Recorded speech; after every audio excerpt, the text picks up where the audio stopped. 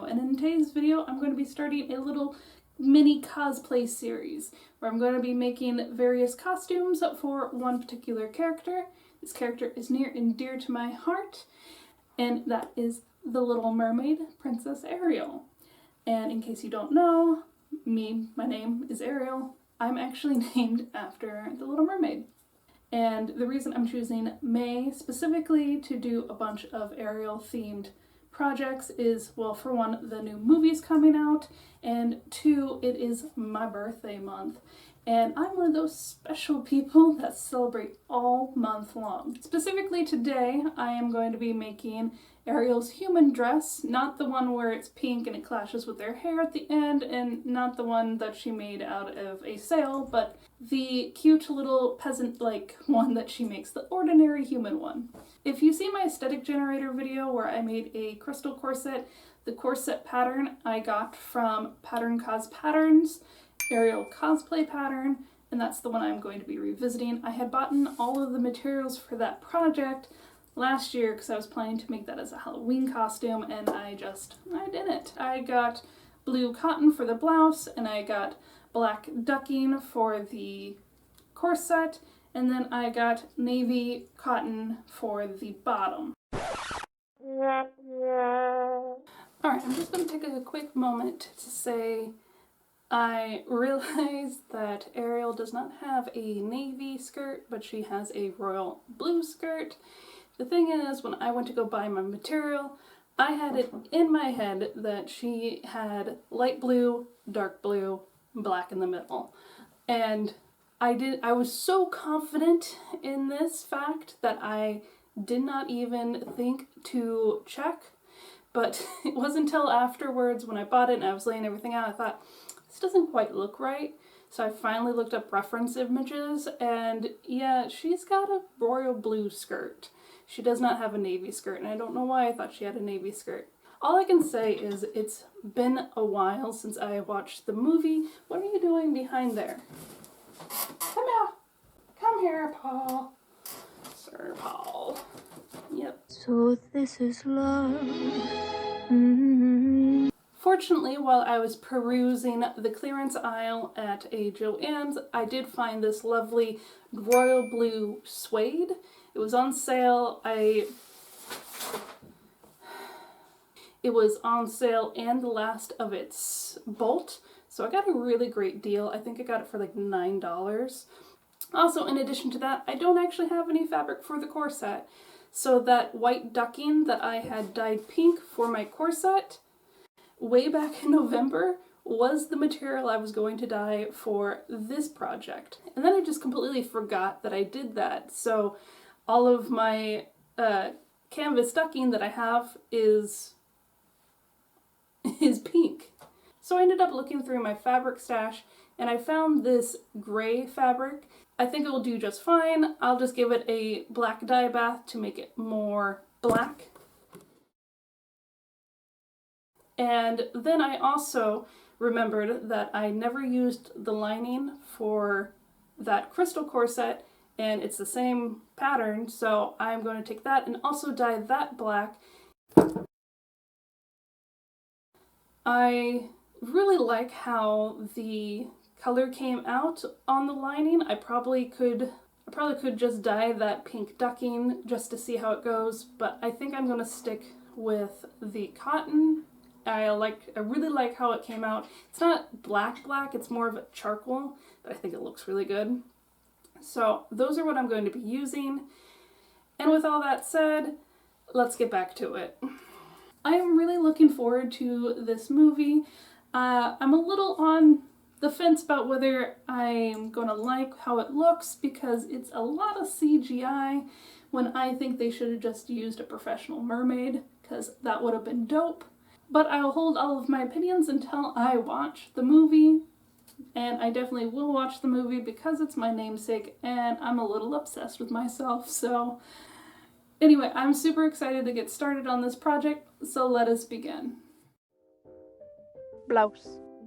I began my journey by cutting out the blouse. I already made a mock-up and know I need to extend the waistline by 1 inch and let out the sides by 1/4. This blouse also needs a zipper, but I'm working in my how about no phase.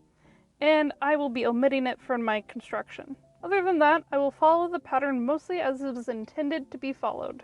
Starting with pinning and sewing all the darts, side seams, and shoulder seams together.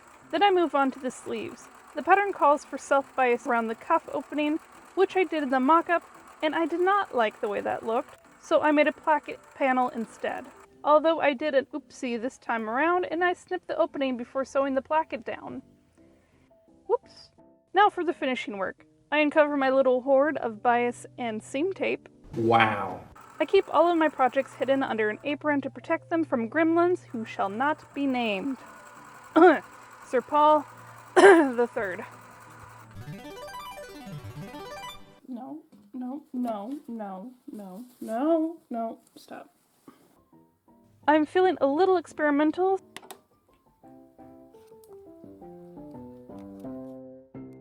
So I used the overlock stitch to finish the bust darts. I rather like how it rolled the raw edge under and tacked everything down. And here is another reason to utilize a craft apron. Then I use that mixture of pale biases and hem tapes to encase the raw edges. After all the edges had been wrapped, I gathered the sleeves into the cuffs. I should have marked it out prior to ruching it down, but I don't want to. I got all the fabric into the cuff and it didn't feel terrible, so I call that a win. I fold over the cuff after attaching the sleeve and secure it down with the top stitch. Next, I attach the sleeves to the blouse with just a hair's breadth of thread left. Then I do a quick fit test. I really like how it's coming along. These sleeves are just too stinking cute. The collar is supposed to use self-bias, but I used this seafoam bias instead. I did use self-bias in the mock-up, and admittedly, I do like the way it looked better. However, for some weird reason, I have a strong aversion to making bias tape, so I went with this route instead for my final piece. Then I stitched the tape onto the collar, right sides together. Of course, I didn't cut my strips of tape long enough, and we'll have to piecemeal the last 3 inches or so. It will be our little secret. Next, I turn it inside, iron it, and top stitch it down. Normally I hand tack collars, but I was feeling a little risky-frisky. I think it came out pretty decent. If I were to do it again, I'd make sure my bias tape was washed, as this bias tape is new and stiff, therefore giving my blouse a bit of a popped, starched collar effect, which would be fine if it weren't a boat neck blouse. After the collar, I finished the hem with this darker blue tape, in the same fashion as I made the collar. Lastly, all I have to do is the buttons on the cuff. I originally planned to use these dainty blue buttons, but my fashion critic said they were boring and I need to spice it up. So I'm using these gingham colored buttons instead. Spicy! Also, I decided to finish the mock-up as I really liked the fabric, and my fashion critic picked these spicy buttons out. However, I think they are too spicy. Too spicy! So I'm using these plain fuddy-duddy buttons instead. Fuddy-duddy. I nearly never film my finishing work these days, as I usually do it over my lunch break at work. However, I'm only spending quality time with my family right now, so I can show you how I hand work a buttonhole. Using my finger like a darning mushroom, I stabilize the layers of fabric as I slip the needle under and out of the cut. Then I loop the threads around the needle before pulling it all the way through. I pull it taut with the knot nestled close to the cut edge, but not too close. They're BFFs, not lovers. I work all the way around the buttonhole. The stitch width depends on the thickness of my thread and the length of my patience. Then I knot the ends at the back, and there you have a satisfyingly worked buttonhole. Of course, I put my buttonhole on the wrong end of the cuff, but at least it's pretty. I add the button, and that's the blouse done.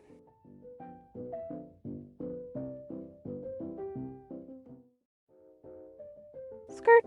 The skirt panels were too big for the fabric, so I had to cut them in pieces. If I had been a better planner, I would have pieced them in a way where the piecemeals lined up so nicely in the end, but I didn't because I'm not a good planner, as evident by my poor camera composition. Look at that! My, what do you call them? All right, feet are in the frame. Foot fetishes aside, I begin by combining my skirt pieces together until I have the Optimus Maximus of skirt panels. Then I attempt the front panel pleat. I'm a little confused by how this is supposed to be done because this doesn't look right. However, I'm going to pretend that I know what I'm doing and just press the pleat anyway. This material is a fan of the fray, so I am bringing out the serger. Ah, right, it is white. Dang. In case you're curious, I only ever thread my serger in white or black because I hate rethreading it, and sticking to white and black reduces the number of times I will have to change out the threads. If I were a wealthy woman, I would have two sergers, one threaded in white and the other threaded in black. But I'm not, so I'm stuck tediously making awkward thong triangles. With the serger ready, I join and serge the pockets together and finish the interior edge before setting that aside. I serge and top stitch the piecemeal ends down and go around all the frayed edges to finalize my fabric prep. I join the sides together, leaving enough room for the pockets and the zipper to be placed. To my surprise and delight, it fits rather well. After that, I hang it up for a few days, which was completely unnecessary as micro-suede is a non-stretch material, but old habits die hard. However, my time wasn't entirely wasted as I was able to figure out the best zipper to use, as I don't have a royal blue zipper in my stash. This undated 22-inch zipper is probably the best color match in my opinion, but it's also about a dozen inches too long, so I picked something else. I really like this 1975 Dusty Sailor Navy, but this modern midnight blue is probably the best choice because in my mind I feel like zippers should be slightly darker than the fabric that they're supposed to blend with. I don't know. I can't quite put my head around why I feel like this is the better zipper, but this is the one I choose. I prep the waistband while Sir Paul does this. What is this? I pin and sew the waistband in place, leaving some overhang for the button closure. Then I serge off that weird pokey thing in the middle and fold the waistband over for slip stitching later. I add a black bias tape for the hemline. This will also be hand sewn in the finishing work with a quick whip stitch. And that's the skirt done.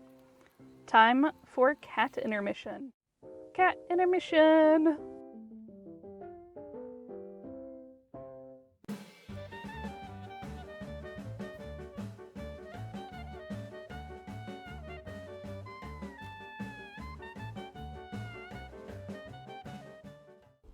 One brief cat intermission later, I lay out my corset pattern.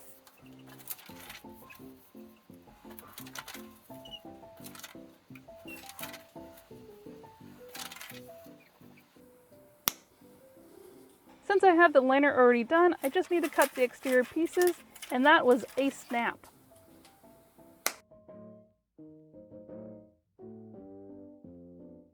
I also had just enough left over of the stiff interfacing to line all of my cotton pieces. This time, however, I serge the cotton pieces and the interfacing together. I chose to use my altered pattern with the hip gussets because I'm still the same size I was 7 months ago, if only slightly larger, and I just love hip accents. Once everything is serged, I pin it all together, which helped me discover that I made 2 right-sided back panels. Whoops! Fortunately, with such a stiff interfacing, ripping the serge stitches out was not much of a pain.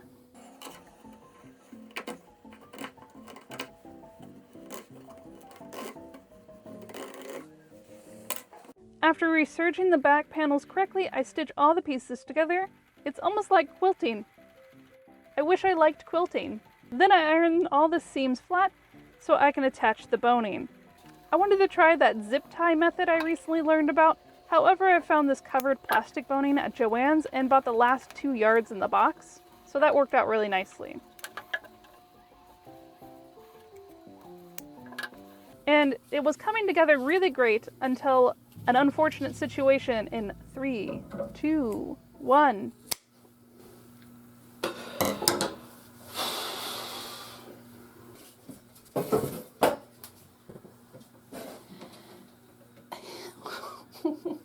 Unfortunate nips aside, this boning was pretty easy to work with.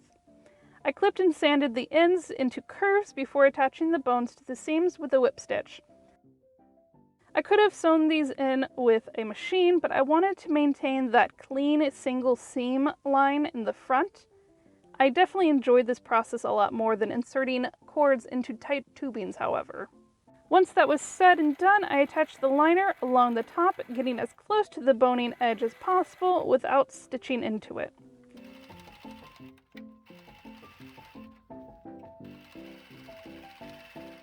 Then I clip and flip before stitching the lining down at the bottom.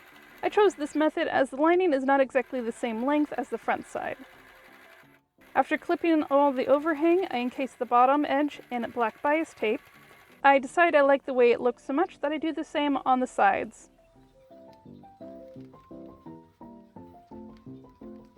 And now it is time for the grommets. Unfortunately, I do not have enough large grommets for this project, and I refuse to buy more, so I have to make do with these teeny tiny gold grommets. Luckily, they're as quick as a bang.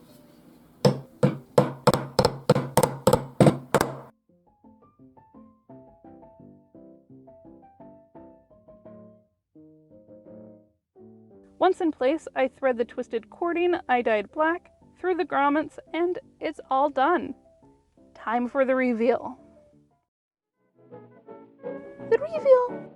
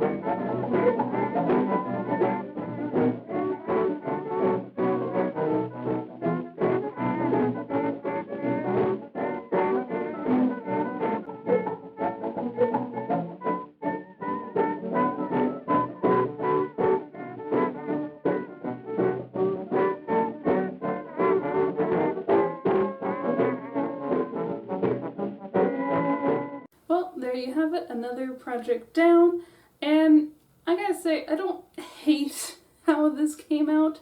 I don't think I really like it as a costume though. It might be this wig. I had intended on getting a really long one, but I didn't have enough time. So I had to stick with that short one, which is cute, but I don't think it quite goes with the Ariel as a human vibe, or at least in this capacity. Maybe like a retro or a modern Ariel would be cute. Or maybe it's just because I always picture Ariel as a mermaid with her green fin and her purple shell top. And so just seeing her in the human form, it's like, yeah, that looks familiar, but not quite. I do like each piece individually. I love these blouses. I love this mock-up. This material is super light and thin. And I'm really happy that I was able to get the mock-up I was really happy I was able to finish the mock-up so I can wear it like a regular shirt. It is smaller than the other one. The blue one is certainly more comfortable, and it's also longer, as this short is more of a crop top, which would go good with my high-waisted skirts or under a pinafore. So it's still usable, and it's very cute. As far as the skirt goes, I find this material very interesting. I've never worked with suede before. I do like kind of how shiny it looks, and it's so soft on the outside. The inside doesn't really feel like much. It's kind of like a faux silk feeling on the inside, which is okay with me. I'm a very texture-based when it comes to clothes. That's why I don't do a lot of polyester, because a lot of polyester feels like horrendous fabric against my skin. But this is not bad. I like it. It is a little too big, but with the corset, you can't tell, and if I ever did wear it by itself, or rather with stuff, but not in costume form, I'd probably wear a belt. I always wear a belt, so it's not that big of a deal. And I also really like the corset. This one certainly fits a lot better than the last one. I think the boning really helped a lot keep its shape. The only thing is with this skirt, these little hip flaps here prevent me from getting in my pockets. but these fold up easy enough because I didn't put any bones in them. I really want to make more corsets. I particularly like how they feel because I like the feeling of being snug as a bug as I go about my day. I also like the structure and shape they give my body. Like, I'm a very shapely person, and this corset just kind of pushes that shape into one that's more pleasing to me. Which gets me to the grading. I think I probably would say a C for this one, because I did use some materials I already had on hand, such as this mock-up material and this black material. I had bought this for something else last year. I don't remember for the life of me what I bought the gray for. I did also use the lining from the previous corset I made, which was awesome because that's just been sitting in storage. Though, did not buy the right skirt material, so I have that skirt material waiting to be made into something. It's a navy, it's very pretty, but I don't know what to do with it now.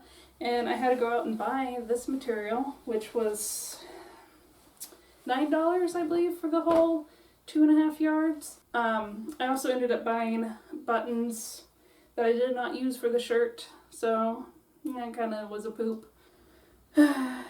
Yeah, I would say a C. As far as everything else goes, I like it, but not as a costume.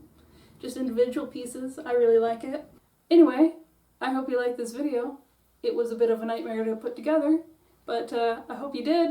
And if you did, please consider liking and subscribing. I make a new video every other Sunday, and sometimes with a bonus in between. I swear I'll get to that at some point. This was a lot. And I've not been feeling so good, and so I will get some bonuses out there. Until then, I hope you have a good day. Bye. I'm a robot.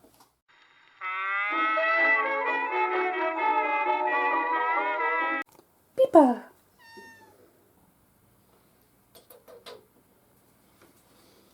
gotta do this. No. You make it so hard to do my work. Yeah. Pepper.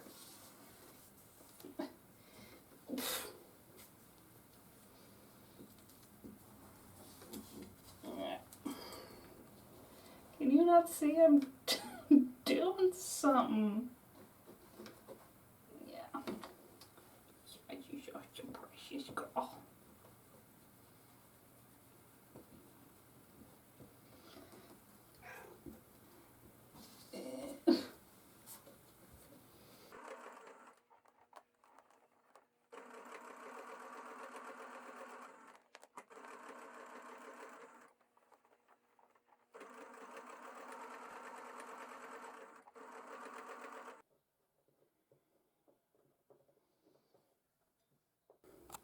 I just wanted to show you this necklace really quick. Isn't it cute? My aunt got this for me for my birthday. She got it at a farmer's market, and the lady told her she found this on a Florida beach after Hurricane Irma. But I think it's very pretty, and I kind of like that it is a broken shell that's been repurposed into something so pretty and lovely. Sweet freedom. Woo.